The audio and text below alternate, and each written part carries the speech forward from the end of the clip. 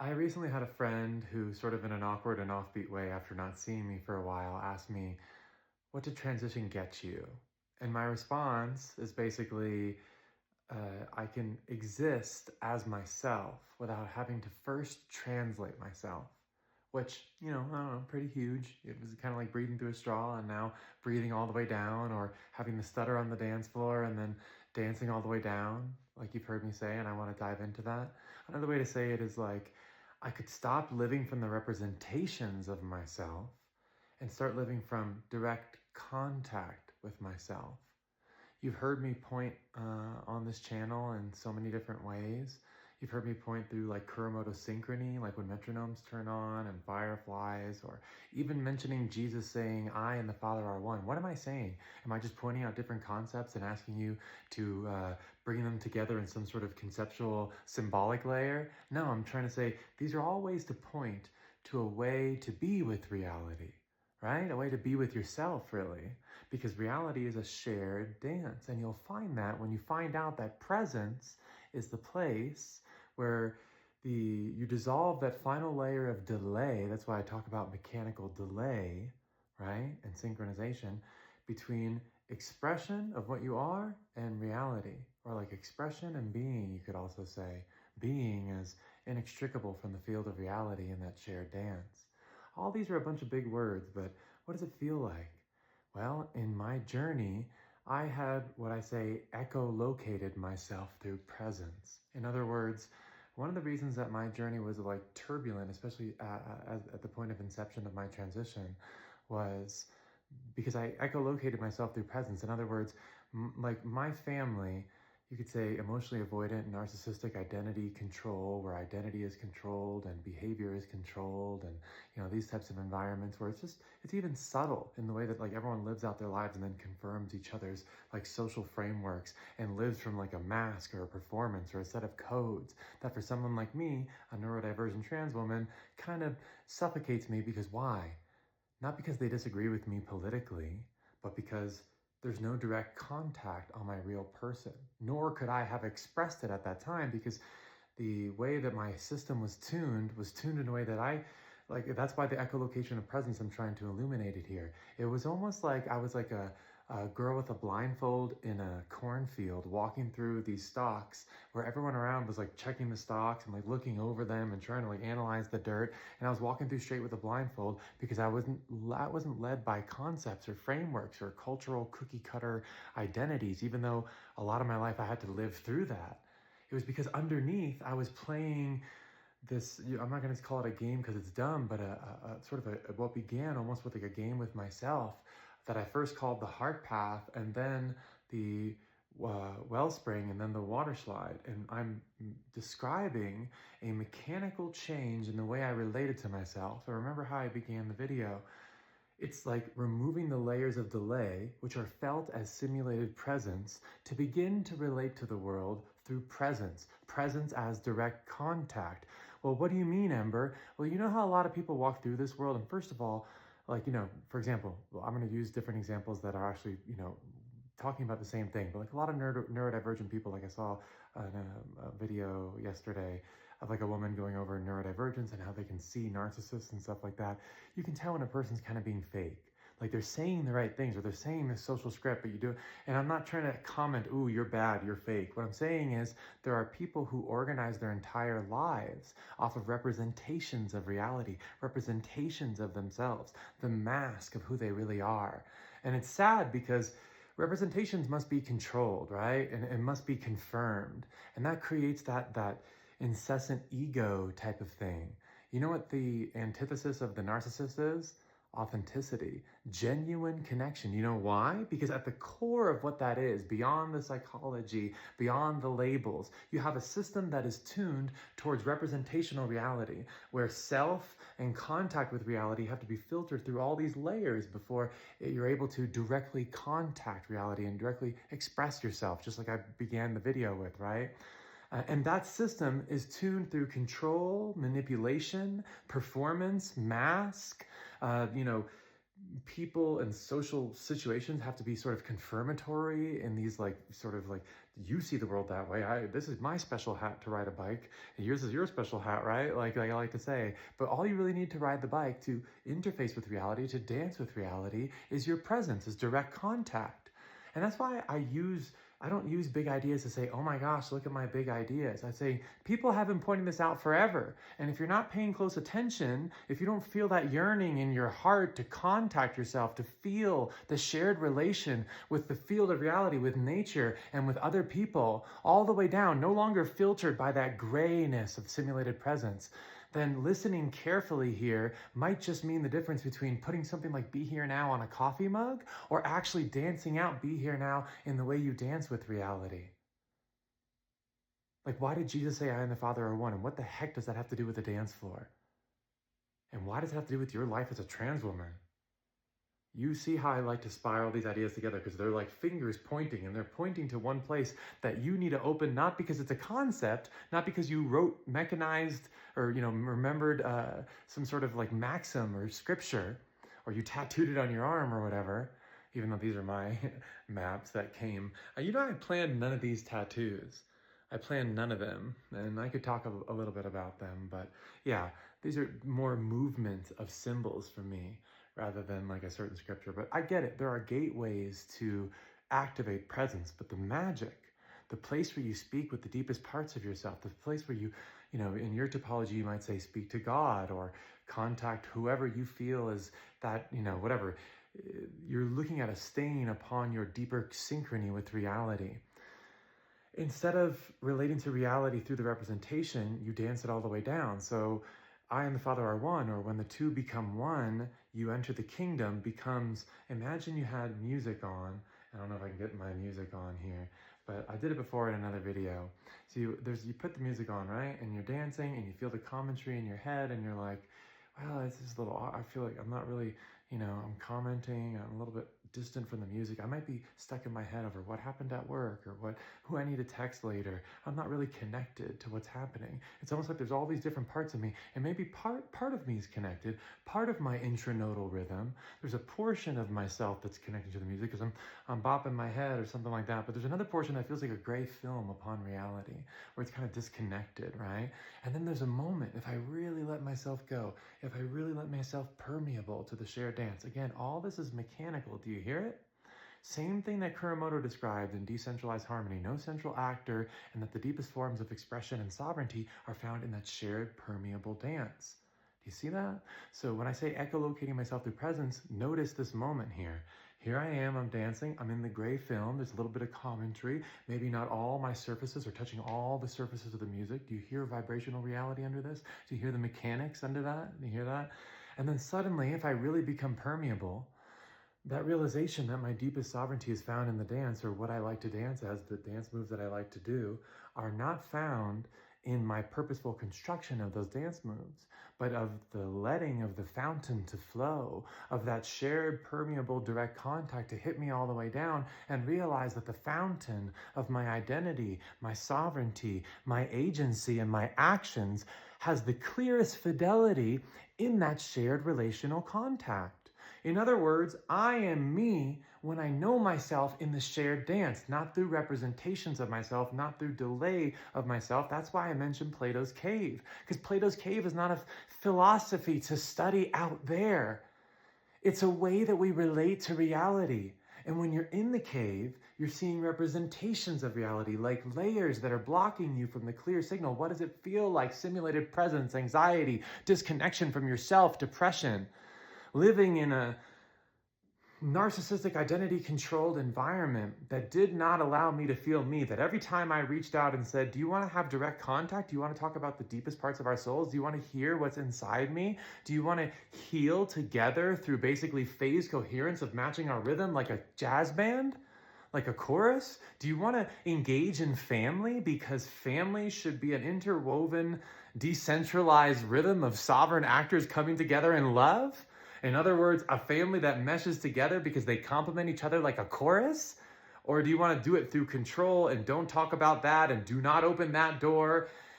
And it's not even that they're evildoers like you hear me say. It's like They had their whole system was built at every inflection point, at every surface that comes to them in reality, just like the music of the dance floor. They flinch, they close off before they let it open, before they let it hit their soul. Do you see that? And so then you're like, echolocation, Ember, what were you talking about?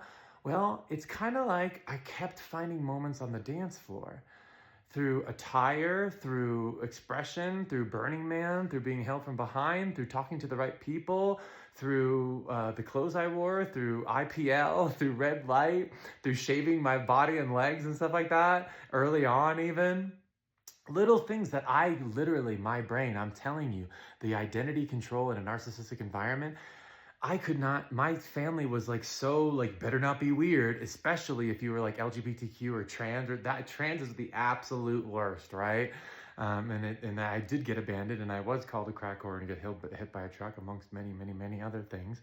But yes, so, and what they're doing is not that they're evil, and maybe I can call it cruel, or hey, you're a, you know, to say it very nicely, a booty hole, but you know what I mean? I mean, no one should be spoken to like that, and it wasn't that they even intended it. It's just that their entire system, when they were faced with a type of system that could organize through shared relational contact, sovereignty through permeability, that insults every bit of, you could say, what the narcissistic representational type projection type self-egoic confirmatory type mind is. That's why authenticity and vulnerability are the kryptonite to that narcissistic type. And a lot of people are saying this year is the year of the narcissistic collapse. You know why? Because the same thing that people are saying is New Earth or 5D or the collective is a fidelity increase across many different nodes, just like when metronodes sync up, just like when fireflies turn on together. There's a phase transition that happens. And again, related to the beginning of the video, if you're really listening to me, you're hearing what I'm saying. My brain uses big words, but I'm talking about direct contact. More of us, across all of our growth, across all of our pressure surfaces, are touching the field of reality. And in that, we actually lose the perturbation that was previously distorting our sense of self, love, togetherness, our place in this universe and on this earth as part of that shared rhythm. That is the root. We versus us versus them.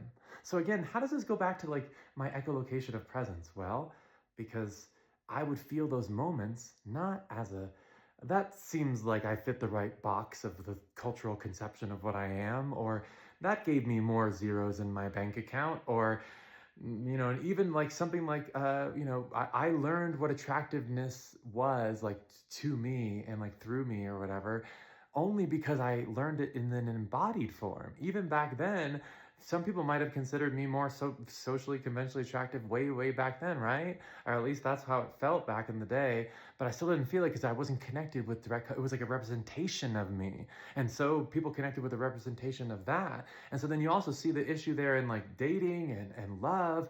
People were connecting with a part of me that could not reach the core of what I was. And I was yearning to have that place be contacted. And that's why I would say, see me. And what I meant was stand with me.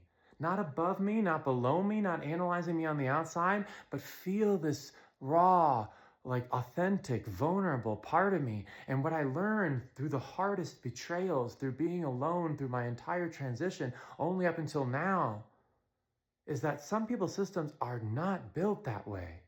And so you can feel why direct contact in my life now is so holy. I use that word because it's love, feeling, embodied presence all the way down. Did you ever think heaven was anything different? And my life is still a lot of pressure in regards to everything I lost and all the family pressure and my children.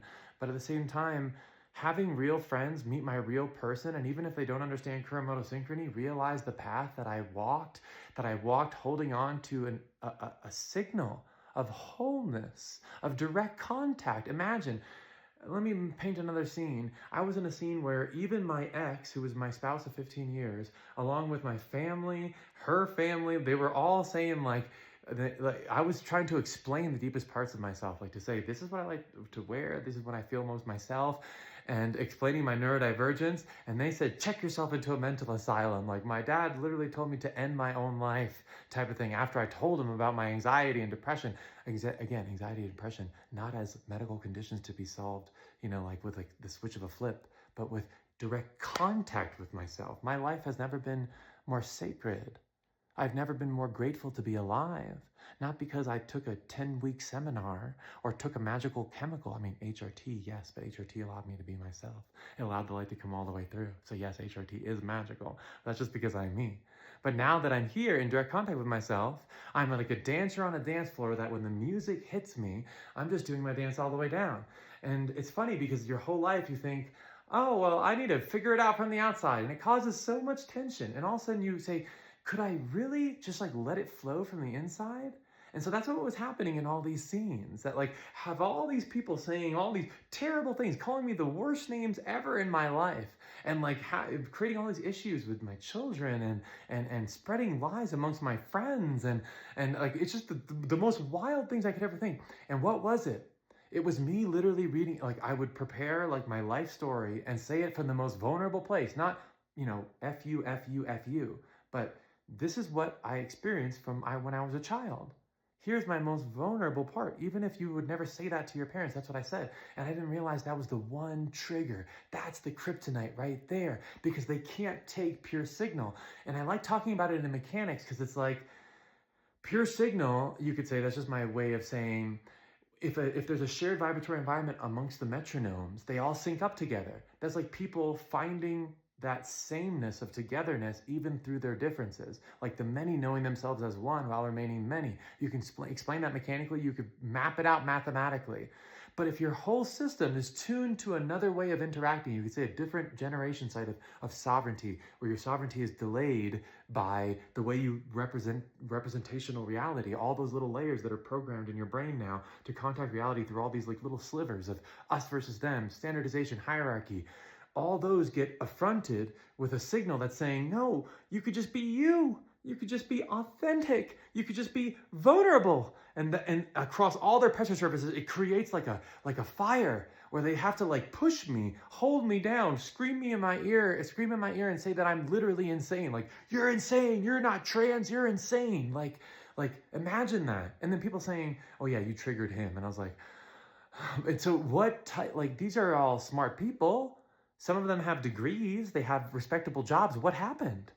And why is this also mirrored in our larger unfolding right now with like political administrations and possible World War III? Did we realize that part of our mimetic system trained us to habituate ourselves into that infinite Mandelbrot recursion of Plato's cave? And that the way out isn't through better ideas or even political agreements, but through the embodied signal into love as direct contact. But Ember, are you going to try to say that we're all the same? No. I'm saying that, for example, in my own life, my entire life was trained to say, that's not you. That's not you. So much so that I could not even fathom what it would be to be here now. I mean, I did in the signal, almost like my hands were searching through the hot ash to find warmth. I was searching for warmth. What is warmth but direct contact? What is warmth but feeling the music all the way down and saying, that's it, that's the place. That's where I feel like I'm me. Not because it's a concept, but because that's when my dance comes out the most. You know what I mean? Like that's when I'm just me all the way down because I'm in the flow. My identity is found in that place where I stop letting the representational reality delay my presence as that place where the delay finally dissolves between expression and reality. So what am I talking about there? I'm talking about what I describe as the water slide. And before you heard me say the heart path, the wellspring, the water slide, those are just little personal aspects in my life, little labels. When I was an early teenager, I noticed that consciousness is a mechanical process. We can be here more, like present. And that's not a moral character or quality in that sense, like an ethical prerogative, but a way that you dance with reality, like when we were kids. That's why kids see me as a trans woman. You know what I mean? They don't have the same issues adults have, because a lot of adults filter their entire life through representational reality. And what's the effect? They can't be present. That's how you really know. Watch it. Are they present? Or are they constantly somewhere a little bit off in their head, like a fractured form of consciousness, delayed? Do you see that? Sorry, I jumped off there, but we'll jump right back on. So the heart path was my first, feeling of this echolocation of saying, Oh, if I wear these cute clothes, I feel more like myself. I feel softer. My eyes feel more open. It feels like something clicks inside me. What is the click? But the moment you go, this is lame, this is lame, this is lame. Oh, dang, that's a nice drum and bass track. So like did I think about, oh, I want to do a dance like that? No, I just danced like that because the thought afterwards, if you want to analyze it, you could. But I'm telling you something that's so simple, but right underneath your eyes. Plato tried to say, please, there's a sun out there and you guys are in a cave. And like people would say, what the heck are you talking about? And Ember is saying, you're like a dancer on the dance floor. Remember the moment where you slip into the flow and you find your full self there, your full sovereignty there. And there's a moment before that where you're kind of like in that grayness of the condom upon reality. Reality's not yet raw dogging you, you know? You see what I'm saying? And that's the fidelity of your contact with the rhythm of reality, realizing everything is one or a shared relational field, not as an idea or a shirt or a coffee mug, but the way you literally dance with reality. So what you see in front of this screen, Ember Leonara, right now, me, pours out like a water slide because the heart path went to the wellspring, and the wellspring was an ayahuasca vision. This is just a way to demarcate as a mile marker, a process that I had been living in my real life, like walking into jail cells as an attorney and telling people about the heart path and saying, even if you're in the situation, I don't know how you're going to get out of it and we'll solve the case. But at the same time, I would suggest in like a spiritual way that when you tune into it's almost like here, like my original form of femininity. In other words, I didn't get my femininity from culture.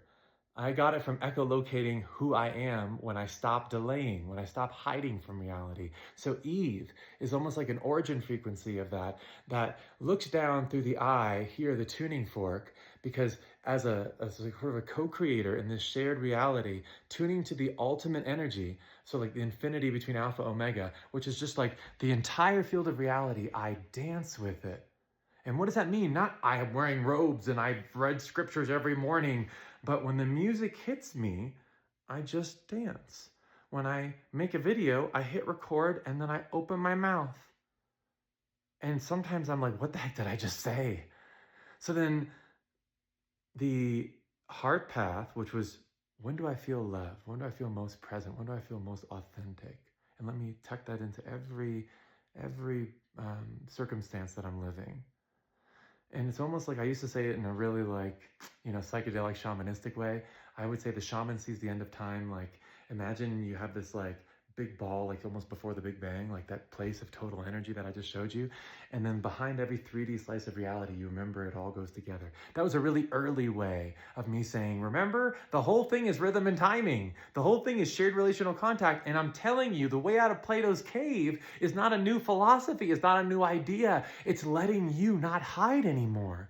It's dissolving all those representational layers so you could just have direct contact with yourself, which is direct contact with reality.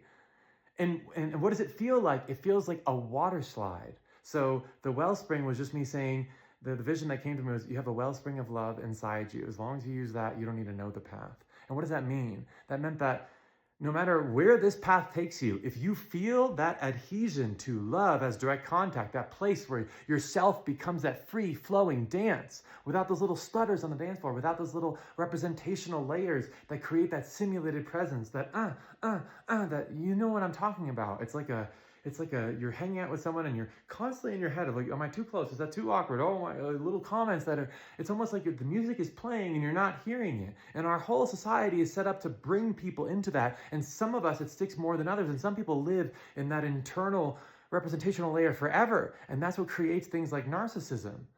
So in my life, that wellspring made it so someone like me who came in my type of environment, from a narcissistic environment, who they would basically kill me if I ever, anything weird. And I was like, in so many ways, like a golden child of doing the right career, followed my dad, like did everything right. I was making money, family, all these things.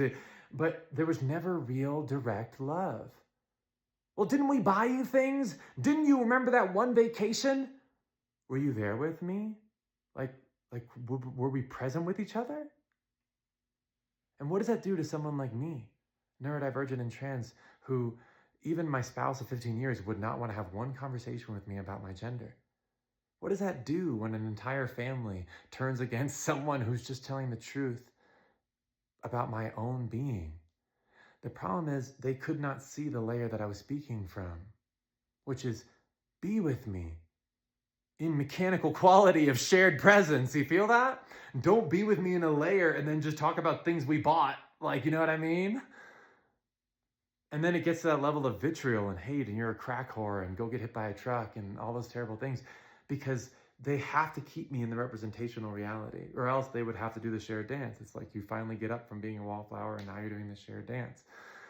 But sorry, to go back, that path led me in a way that I could have never, if I would have went back and told myself in 2016 when I had the ayahuasca vision, you're trans, I might have like somehow avoided it because I didn't want to lose my family. I didn't want to lose any part of my family. And I knew what would happen. But instead, it was saying, keep going on this heart path. And every time you feel that place where you synchronize with the dance, just remember in your whole being. And where did it lead me? Through burlesque, doing burlesque and dancing to the girliest songs, through bringing extra clothes so I could wear them after court, through planning for every burn, even throwing my own Burning Man type events so I could wear what I want, express what I want, and share the most vulnerable layers of me in front of people who I felt safe with, to try to get that much deeper to that place where I could finally contact myself in reality without those layers. It sounds like it's complex, but it's not. Let the music hit you all the way down. So that became the water slide. And the water slide, I'm talking about a quality of the texture of consciousness. Before, it was like I don't know if the word is like staccato, but like it's stuttering on the dance floor. You know what I mean? Like it's almost constant, like a jerk. It's like someone who's driving and their foot always taps the brake, and you're like, oh, representational reality. Oh, representational reality. And it feels like simulated presence in your head. And that's what was going to kill me. That was the suffocation, especially in the environment that I was in. And you don't have to be trans to understand this. Everyone lives with a layer of that, especially in our society. And most people just numb it out or just dive deeper into, whatever, watching every season of every show or whatever it is, and never actually contacting their own life. And that's why I say that my life recently has felt holy, because in this water slide, it felt like harmony calls harmony, love calls love. People are now finally contacting the real me, because when they contact me, whether a man on a date or a friend inviting me over to her house or whatever it is, they're getting the raw signal of real Ember. They're befriending, they're possibly kissing and more to me, because I'm not hiding. And I tell them that. That's my whole thing with men. I'm like, this is my raw signal. I'm going to tell you for anywhere from like Kuramoto Synchrony to this is my erotic operating guide in the same two like little sentences. So like, and if you can't dance, then that's not you. You know what I mean? Like, I'm not here to perform. I'm not here to mask. I'm not going to create a relationship or try to establish that symbiosis of love in a place that doesn't feel the real me, that is interacting with a representational layer of me. So like, what did transition get me? It brought me to the water slide. What is the water slide? The water slide is a place where across every pressure surface of reality, I meet it directly. And why do I call it a water slide? Because it feels like I'm just pouring out a straight Ember cup, whether I'm speaking on this video or like making a post and just typing it out, or making a comment that turns into 10 paragraphs and I'm just typing. And like, wait, can you do complex tasks? Yeah. So you were a lawyer even just like less than a year ago? Yeah. And you were just on the water slide spilling out on probationary arguments to the judge? Yeah. So it's not that the ideas get interrupted or you can't have ideas. It's that they all come in rhythm. And the quality is like you go from the noise of the stutter on the dance floor, that's what was going to kill me before I transitioned, to just sort of surfing through life as you. And then people notice, hey, you make me feel safe. Hey, this is what you're tuning for. Hey, you make me remember that like children, well, we all can just dance to the rhythm. We don't need to interact through those representations. We can directly contact each other in love, in togetherness, in that place where we meet each other in the now that we call presence. Presence is contact in reality. Sovereignty is living there. And that's why I'm beyond grateful to be me and to live and to have stayed alive and now loving like I do, Because nothing, no amount of cash, no amount of power, no amount of fame could ever be worth more than feeling real love of my real person. And that's what direct contact means. It never meant anything complicated. Just that place where you lose yourself in the music and find you haven't lost yourself, but you found your deepest sense of self there because you stopped delaying yourself. That's presence. That's love. My name is Ember. Good to share this little piece with you. Nice to tune with you.